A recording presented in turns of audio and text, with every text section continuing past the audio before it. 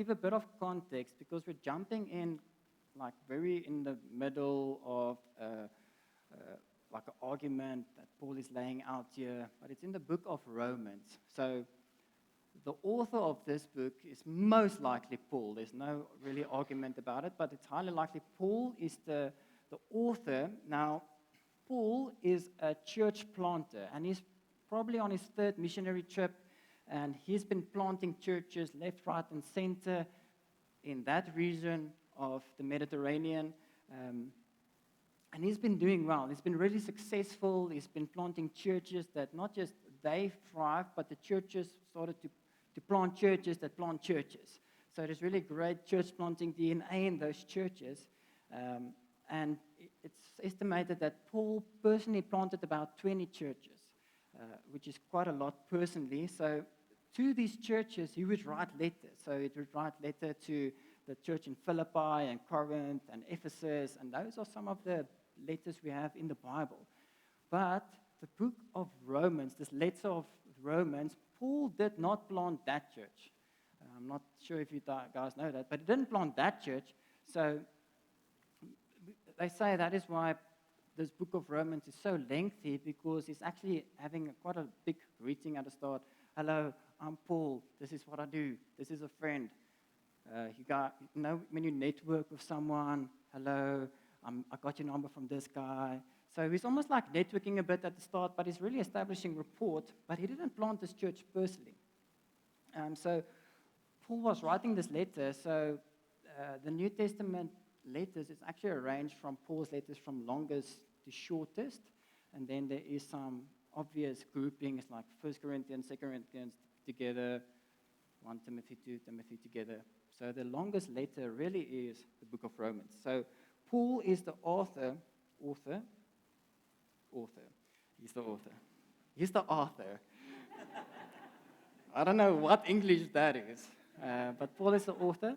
But he is writing this letter to a church in Rome. So I want to focus a bit on Rome. So Rome is a city region in Italy.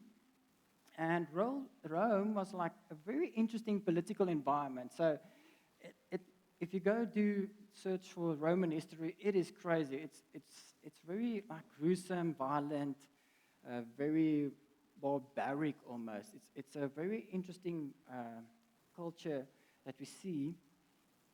But there was a guy named Claudius. He's the guy on the left. Can we put on that slide? That's Claudius. So you can just trust me, but he looks Roman.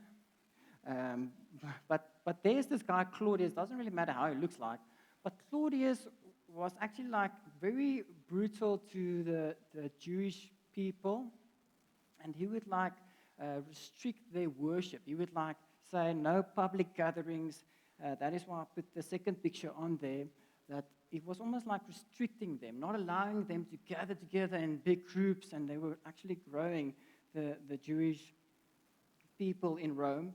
And Claudius, he restricted the gatherings, but then later he actually expelled the Jews. So he sent all these Jews out because they were becoming like what's the word? A threat. Thanks, wife. Sorry. Like a threat. They were like rising up and becoming more multiplying, and it was actually just like forcing them out, expelling them. So it was the great expulsion. So in the book of Acts, you get to read from Aquila and Priscilla. Have you guys heard of their names before? So they were part of this expulsion out of Rome, part of that grouping, and then Paul later met up with them. But this is 40,000 Jews were forced out of Rome. And then after Claudius' death, Nero, then there's like a relative of Claudius, Nero, took his place. Now, Nero liked the Jews because the Jews, they were good for business. And they are good with economically. They put things in place. They sort things out. He invited then all these 40,000 Jews come back to Rome so that he can make money. And we still see Israel being a very Jewish community rise up quite strong economically. So we can still see that. So all these Jews then came back. So think of the influence this history has on the church in Rome. Now, to explain it a bit differently, so these churches in Rome were originally planted by the Jews. So in Acts, there was a preaching, Peter preached in Acts 2, then the Jews responded, and it says in Acts 2 that there were some Roman visitors. And now it's assumed that those visitors went back to Rome and then planted churches, and they established the church in Rome. So who's the church planters? We don't know. Most likely the Jews that was there during the Passover, during Pentecost. So this church has been planted by Jews. Now for about 5 years, with the great expulsion of when they was expelled, the Jews was then removed out of the churches. So the Gentiles, which means non-Jewish people, were then, what that was reached by the Jews, was left over. So now you have this non-Jewish group of church needing to run the church, right? So for 5 years, they need to keep the ropes, they need to lead worship on a Sunday, they need to preach, they need to do discipleship, they need to do all the things, and because of the just Claudia's structuring, the church was actually forced to gather in homes. Maybe this sounds familiar because of restrictions. Maybe it's still too soon. But so now these Gentile church people, they are leading the church. They are now church leaders. And then Nero comes into power, and then he invites all of these Jews back. Come back, please work, bring me money, pay tax. So then you have these two groups of people. You have the Jews and the Gentiles. And they have some different cultural upbringings, different history, different way they worship, different approaches to how they do life. So they have been running the church now for 5 years, the Gentiles, but now the Jews, they planted it. So who's leading? That's like a question I was thinking of. Who's leading this church? And I think there was a bit of tension. It's not that clearly shown in Scripture, but I assume with that context, there was a bit of friction. So throughout this book of Romans, there is this time where Paul speaks to the Jews, then he speaks a bit to the Gentiles, and he speaks, hey, don't forget about the Gentiles, Jews, they're also part of the gospel. But there was a bit of disunity, and Paul wrote this letter, and I believe he wrote it to bring unity in the church. And if you read the whole book of Romans, it really speaks of the gospel of Jesus Christ, and the gospel of Jesus is the one thing that unifies everyone. So that's just a bit of context. So back to my question, how do we live a life of freedom when looking at the scripture? And I hope this context helps you when we read through this again with the background of what we should just keep in context.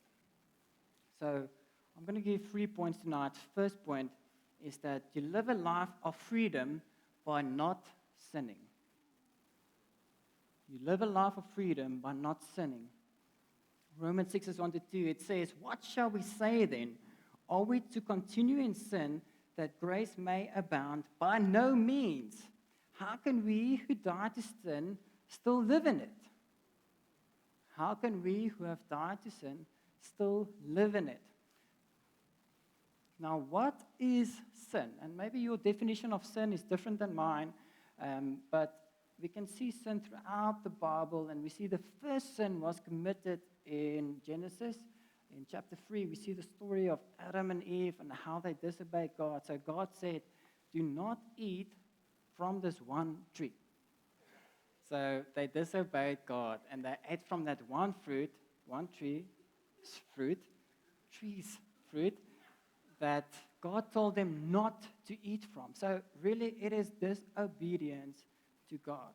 That is what sin is, and we see the consequence of that sin then running out throughout the whole Bible. So 1 John 3 verse 4, it says this, "Everyone who sins breaks the law. In fact, sin is lawlessness." So sin is lawlessness. So when Now, God has a moral law, and when we go against God's law, we are sinning against God, disobedience. Everyone who sins breaks the law. In fact, sin is lawlessness. So it's really like we are missing the mark. We are disobeying God, and God still has a law. God is still a lawgiver. It's part of who He is. And the second thing I want to highlight about sin, it has consequences.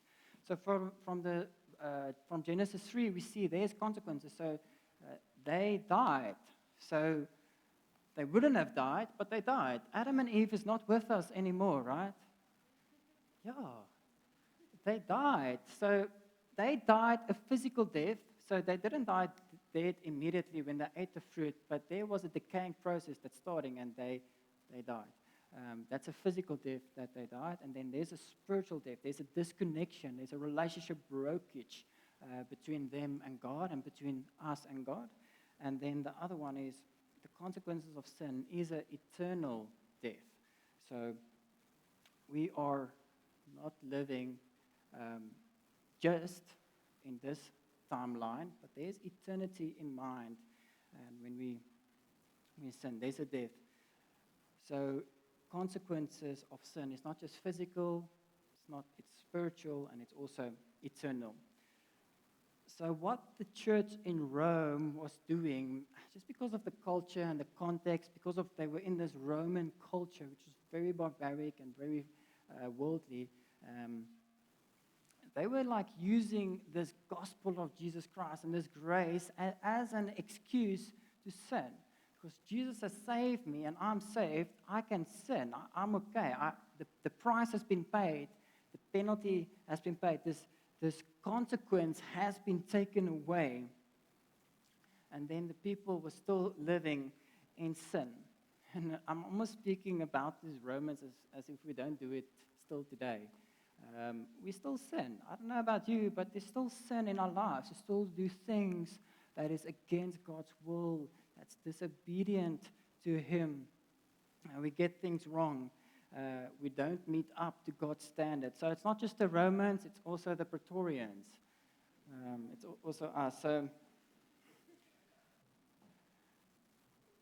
like, first point, you live a life of freedom by not sinning. So the thing is that this church was starting to look like the world, and where the world should start looking like the church. The church should penetrate the world and start transforming it. So how do we live a life of freedom? By not sinning. So we can argue, so how do we live a life of freedom? Just don't sin. But who's tried it? Who's failed at it?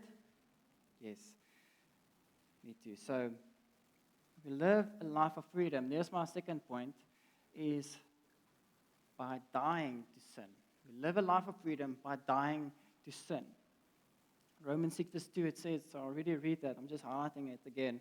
How can we who have died in sin still live in it? So it's Paul talking to the church. So they are most likely saved. He's saying that how you have died to sin, but you still live in it. So he's calling them to die to sin. That is where they are at. They are dead to sin. Now, how can you still live in it? It's almost like it doesn't make sense to me. It's like this die and sin. There's this contrast within the sentence. Now, then what we get from the scripture is all we have to do is just die to sin. That's all we have to do. Okay, now that's a very weird term. Die to sin. How do we die to sin? And I have a great answer for that. And it's, how do we die to sin? It's by dying. We die to sin by dying. Now, physically, we actually sang the song, I'm no longer a slave to fear. I am a child of God. And there's this concept in the Bible about us being slaves to sin. And because of that sin disease, we die. Now, we are all going to die, right? And then this stronghold, I'm talking about a physical death, is on us. But if you die, then you can't sin no more, right? So how do we stop sinning? By dying. How do we die to sin? By dying. Physically. Okay? It's a very interesting concept that I just read from this. So if we need to stop sinning, we need to die, because we can't die. We can't sin when we die, when we're dead. Right? Yes. So there's a physical death, but physical death is only one of the 3 deaths that we received when sin entered into the world. So there was a physical death, a spiritual death, and an eternal death. And the truth is, we are already dead spiritually. We are already dead spiritually, because what happened in the Garden of Eden, the death entered, so there was this relationship breakage between us and God, and that is our spiritual death. That is a fundamental need that we have, that we are living in. We are disconnected. We are separated from God. Romans 3 verse 23, it says, "For all have fallen short of the glory of God." We all fall short. Now, the question then we need to ask is, according to whom are you dead? Like, who says you are dead? Okay, so you need to ask that question. Who's the one that speaks into that? So I want to make the statement that you are either dead to sin or alive to God. That's from Romans 6 verse 11, just a bit down. Or you are dead to God and alive to sin. So you are either dead to God, either dead to sin and alive to God, or you are dead to God and alive to sin. You hear the 2 parts. So on whose terms are you dead? Are you on God's terms dead? Or are you on your terms dead? So how do we transition from the one to the other? I think that's then the follow-up is, how do we get to alive to God and dead to sin, and move from dead to God and alive to sin? So how do we access this freedom in Christ? And how are we alive to God? So how do we live a life of freedom? And I hope that we are ready for point number 3, is we live a life of freedom through the baptism of Christ. That the thing is that Romans 6 verse 3 verse 4, it says, "Do you not know that all of us who have been baptized into Christ Jesus were baptized into his death?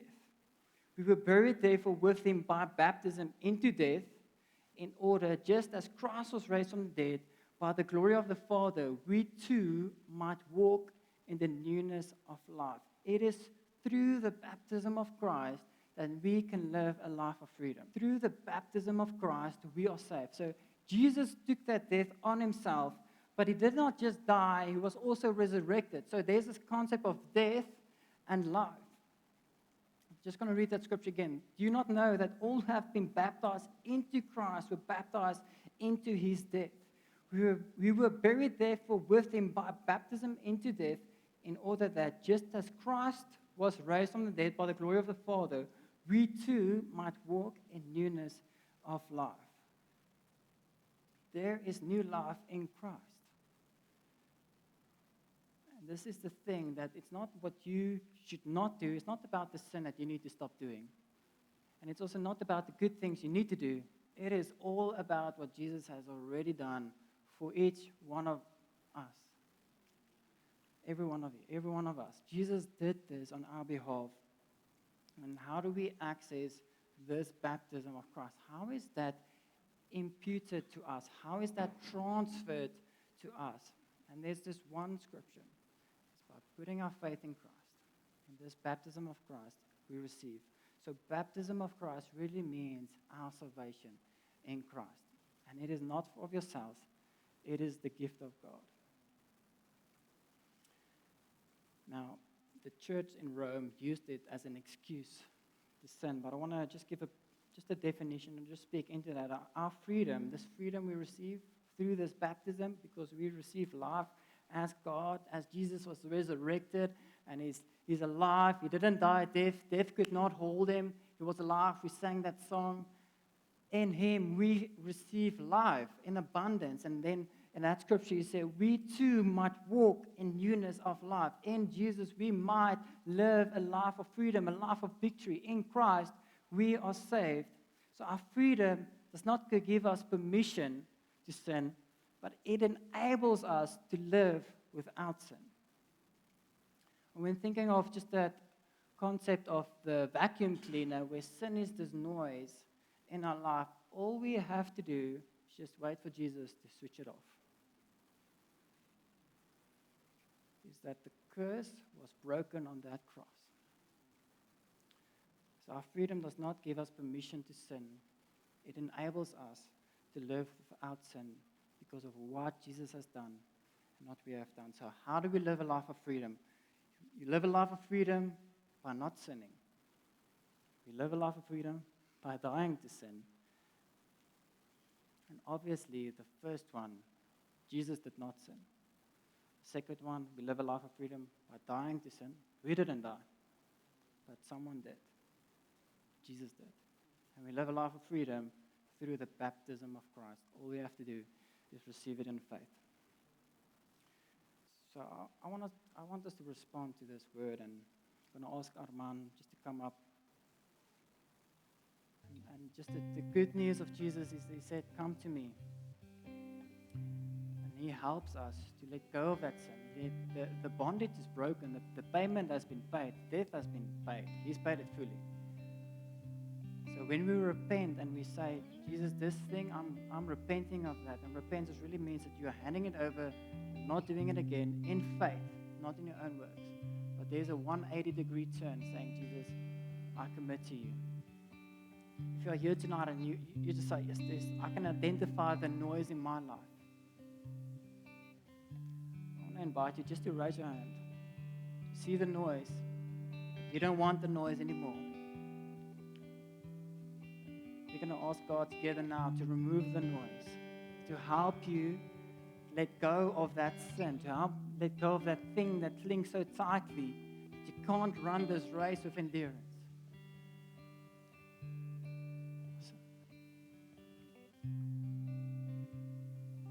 Yes, Father, I thank you, Lord, for your word, God, and that in you we have victory, God. And I pray, Lord, for every identified sin, if it's a pattern, if it's a habit, if it's a oneself. So, Lord, I pray for every one of these sins, Lord, and we say thank you for paying the penalty, that we don't have to die for anything anymore. And, Lord, I pray now that you would break these barriers, Lord, that you would bring a release in every sin, Lord, and even in my own life.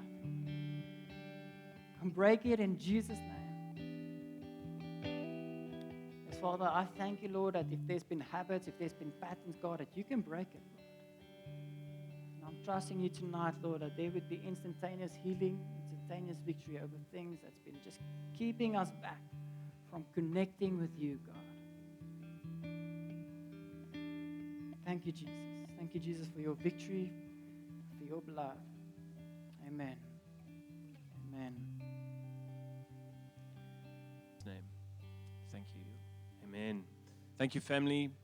Remember, there's coffee, tea, some biscuits. So let's fellowship, have some time together, just spending some good time. Thank you so much for joining us, and we'll see you next week.